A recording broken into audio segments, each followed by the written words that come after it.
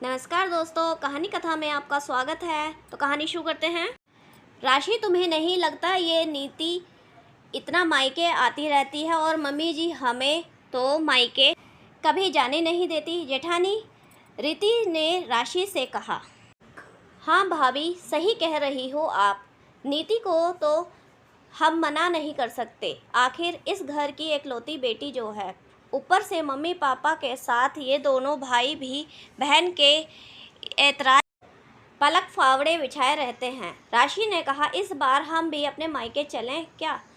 बच्चों की छुट्टियां यूं ही निकल जाती हैं, हम घर की जिम्मेदारियों में लगे रहते हैं। रीति मायूस होकर बोली। दोनों जेठानी देवरानी बातों में इतनी मशगूल थी कि ये पता ही नहीं चला। अब ससुर मां सुनंदा जी दरवाजे पर आकर उनकी बातें सुनकर चल दी। अपने कमरे में जाकर वो आंखें मूंद कर कुर्सी पर बैठ गईं। देवेन बाबू अपनी किताबें पढ़ने में मशगूल थे। बीवी के आने का उन्हें पता ही नहीं चला। अचानक सिसकी सुनकर वो नजरें उठाकर देखें तो सुनंदा जी को रोता देख घबरा गए। क्या हो गया सुनंदा, रो क्यों रही हो? किसी ने कुछ कहा है क्या? देवेन बाबू ने पूछा। किसी ने कुछ नहीं कहा है जी, पर नीति का बार बार जब तक घर आना बहुओं को पसंद नहीं आता, मैं नीति को आने से मना तो नहीं कर सकती हूँ ना। यही पास में रहती है तो कैसे कह दूँ मत आया कर। पता बहुओं को लगता है कि मैं उन्हें मायके नहीं जाने देती, पर दोनों खुद कहाँ जाना चाहती हैं, बेवजह मुझे कोस रही हैं।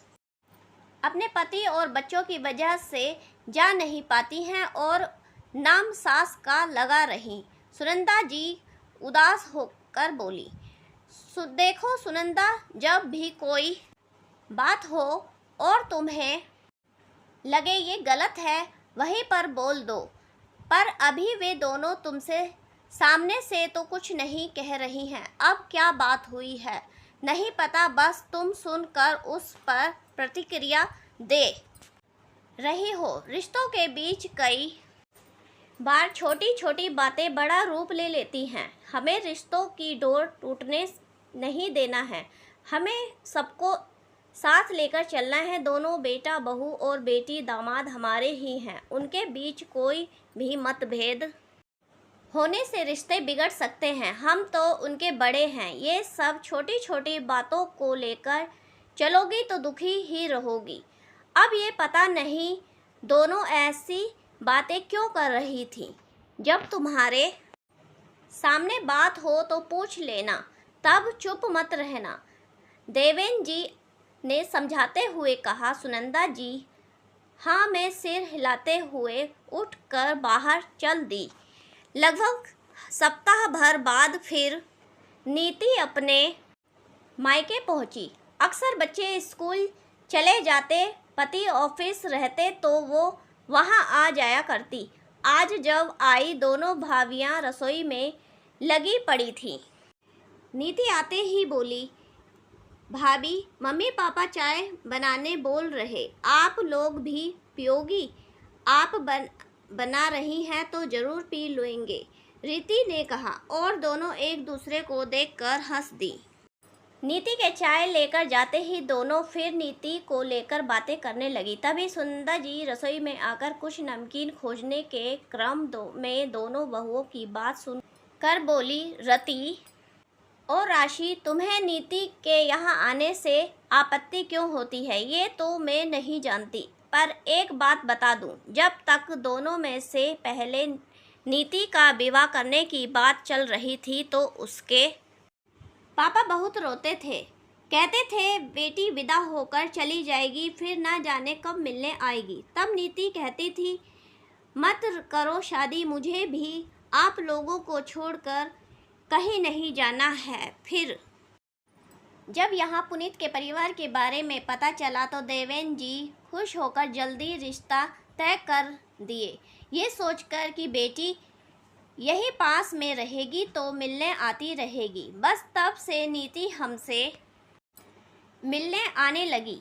बहू तुम दोनों को जब भी मायके जाना हो जाओ, मैं कभी मना नहीं करती। मैं तो खुशी से कहूँगी, अपने माता पिता से मिलकर उनका हाल चाल पता क्या करो, वो भी बेटी का बाट देखते ही होंगे। नीति को ये बात कभी पता न चलने देना। तुम दोनों उसके आने से बातें बनाती हो, वो तुम दोनों का बहुत मान करती है, मैं नहीं चाहती ये छोटी सी बात कोई बड़ा रूप ले ले और सब रिश्ते बिखर जाएं। सुनंदा जी कह रही थी कि नीति की आवाज़ सुनाई दी, माँ चाय ठंडी हो रही है, वही दे जाओ। नहीं बेटा, आ रही हूँ, कह सुनिंदा जी चली गई। रति और राशि एक दूसरे का मुंह देखने लगी। हाँ, सासू माँ ने कभी हमें मायके जाने के लिए मना तो नहीं किया है, बस त्योहार पर कह देती तुम लोग नहीं रहोगे तो घर में रौनक कहाँ रहेगी, और हम रुक जाते थे। मतलब हमारे रहने से इस घर की रौनक है भाभी। राशि ने पूछा, तुम सच कह रही हो राशि? हम फिजूल की सोच रही हैं। नीति इतना आती है। माँ ने कभी नीति के आने पर हमें ना ज़्यादा काम कहा, ना कुछ स्पेशल करने को। ऊपर से नीति तो हमारी मदद कर जाती है।